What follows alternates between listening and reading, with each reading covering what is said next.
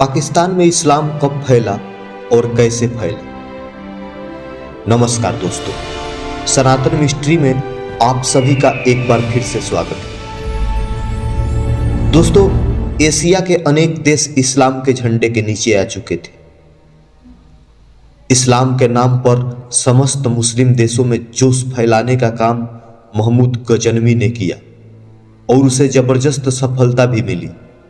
महमूद गजनवी के इस कार्य में इस्लाम के विद्वानों ने प्रचार का काम किया। बगदाद के खलीफा ने संसार में इस्लाम को फैलाने और इस्लामी विजय के लिए महमूद को अधिकारी बनाया। उसने इस्लाम के इस कार्य के लिए महमूद को गजनी और खुरासान का उत्तराधिकारी बना दिया।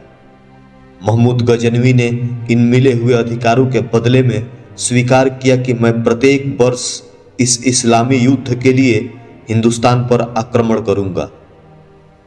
दोस्तों, महमूद गजनवी ने अपने वादों को पूरा भी किया। उसने 1000 ईस्वी से लेकर 1026 ईस्वी तक भारत में 16 भयानक आक्रमण किए। इसमें खैबर की जंग भी शामिल है और सिंध नदी से लेकर गंगा किनारे तक के राज्यों को उसने अपनी विशाल सेना के द्वारा पराजित किया। महमूद गजनवी का पहला आक्रमण भारत की सीमा के पास खैबर के निकटवर्ती शहरों में हुआ। दोस्तों, उसके पिता सुबुक्तदीन के पुराने दुश्मन पंजाब के राजा जयपाल थे। कभी राजा जयपाल ने उसके पिता सुबुक्तदीन को युद्ध में हराए थे, इसलिए महमूद गजनवी ने सबसे पहले जयपाल को पराजित करने का निश्चय किया। राजा जयपाल उस समय पेशावर के राजा थे। गजनी से रवाना होने से पहले महमूद सुल्तान के पास इस्लामी सेना का एक बहुत बड़ा लश्कर तैयार हो चुका था। समस्त इस्लामी देशों के वीर सैनिक गजनी में आकर एकत्रित हुए थे। लोहे की जीरह बख्तर पहने हुए अरब वालों का एक बड़ा दस्ता भी गजनी में आ चुका था। मध्य एशिया के भयानक तीरंदाजों की एक खासी सेना महमूद ने अपने अधिकार में कर ली थी। भारतीय सेना के हाथियों को भगाने के लिए भयंकर आतिशबाजों का एक दल महमूद की सेना के साथ हो चुका था। दोस्तों, इस प्रकार सब मिलाकर जो सैनिक गजनी में एकत्रित हुए उनकी संख्या 1 लाख से अधिक हो चुकी थी। खैबर के दर्रे को पार कर महमूद अपनी विशाल सेना के साथ पेशावर की ओर रवाना हुआ। उस समय उसके साथ जो लश्कर था उसमें पैदल सैनिकों के सिवाय 15,000 चुने हुए लड़ाकू सवार भी थे। इस विशाल सेना के साथ इस्लाम का ऊंचा झंडा था, जिसे लेकर इस्लामी सेना भारत की भूमि पर उमड़ती हुई पेशावर की तरफ चली आ रही थी। राजा जयपाल को अचानक खबर मिली कि गजनी के महमूद सुल्तान की एक बहुत बड़ी सेना आ रही है। राजा जयपाल ने थोड़े समय में ही जो सैनिक तैयारी संभव हो सकी थी उसे लेकर वह सिंध नदी पार कर पेशावर के करीब पहुंच गए। दोनों ओर की सेनाएं एक मैदान की ओर बढ़ी। बादलों के समान उमड़ती और गरजती हुई गजनवी की सेना के सामने जयपाल की सेना बहुत कम दिखाई पड़ रही थी।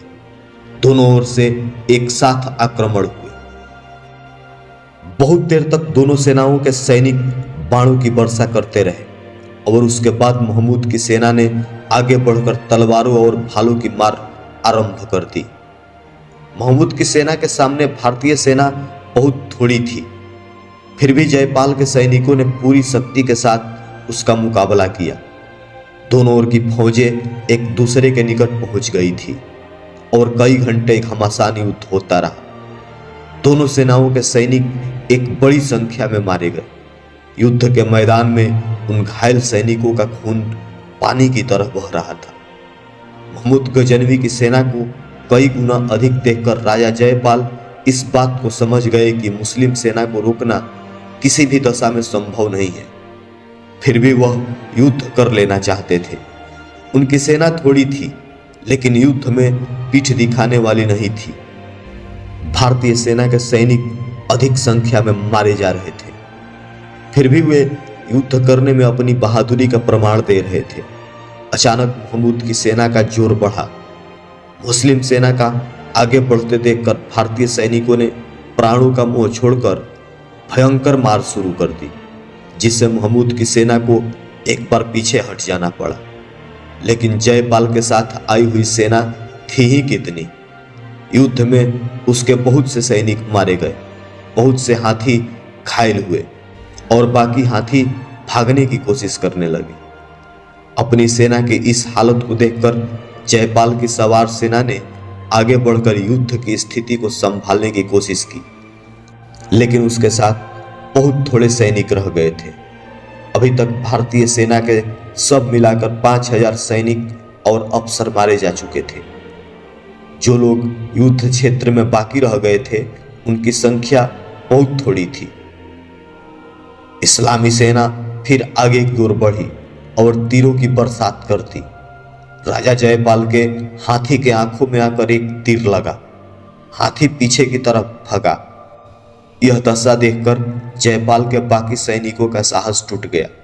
वे पीछे हटकर लड़ाई के मैदान से भाग निकले और बहुत से पकड़कर कैद कर लिए गए। इसी समय महाराज जयपाल भी अपने 15 भाई वंशजों और प्रमुख सरदारों के साथ कैद कर लिए गए। महाराज जयपाल की पराजय के बाद उसकी सेना की बहुत सी सामग्री मुस्लिम सेना के अधिकार में आ गई।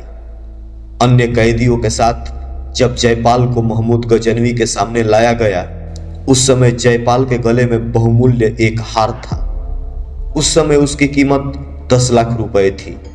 महमूद ने इस हार को जयपाल के गले से उतरवाकर अपने अधिकार में ले लिया और अंत में जयपाल के साथ महमूद सुल्तान की संधि हुई और उसके अनुसार महाराज को उसके साथियों के साथ छोड़ दिया गया।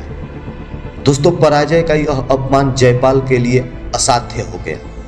कैद हो जाने के बाद वह जिस प्रकार महमूद के सामने पेश हुए थे और बंदी दशा में जो दृश्य उनके सामने आए थे, उनका स्मरण कर उसे बार बार पीड़ा हो रही थी। एक वीर पुरुष के लिए युद्ध में मृत्यु अपमान का कारण नहीं होती, लेकिन वह शत्रुओं के द्वारा कैद कर लिया जाए और उसके बाद उसके शत्रु उसकी शर्तों पर संधि करना पड़े, तो यह अपमान उसके लिए मृत्यु की अपेक्षा अधिक भयानक होता है।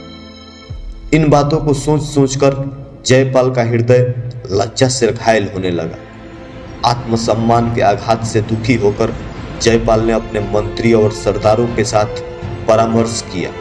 उसकी इस पीड़ा को दूर करने के लिए मंत्रियों और सरदारों ने बहुत कुछ समझाने का प्रयत्न किया, लेकिन जयपाल के पीड़ित अंतःकरण को किसी प्रकार संतोष न हुआ, क्योंकि प्रजा भी इस्लाम धर्म अपनाने लगी। उसका पुत्र अनंगपाल युवा अवस्था में पहुंचकर सभी प्रकार से समर्थ हो चुका था। उसने मंत्रियों और सरदारों से बातें करके जयपाल ने राज्य का भार अपने पुत्र को सौंपा और उसके बाद उसने राजधर्म पर अनंगपाल को कई प्रकार की शिक्षाएं दी। राज्य के उत्तरदायित्व से पृथक होकर जयपाल ने आत्महत्या की और अपमान की एक असहाय पीड़ा को लेकर इस संसार से विदा हो गए। दोस्तों, उसके बाद राजा जयपाल का लड़का अनंगपाल राजा हो चुका था। आत्मसम्मान नष्ट हो जाने पर जिस प्रकार जयपाल ने आत्महत्या की, उसे अनंगपाल भूल न सका।